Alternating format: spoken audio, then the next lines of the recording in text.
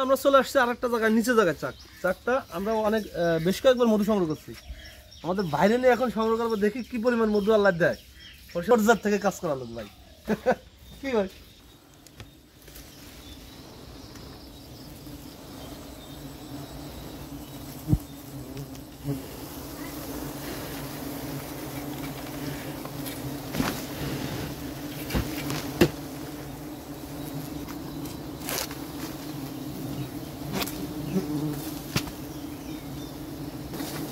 আমরা যেহেতু মৌমাছির ক্ষতি করি না, শুধু মধুটুক কালেক্ট করি, আবার কিছুদিন পর পর এই জন্য আমরা মধু কালেক্ট করতে পারি।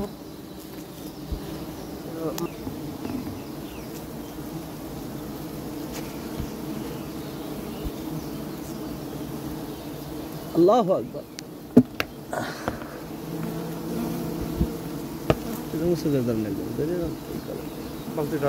না, এই যে ধরেছে একান্তে।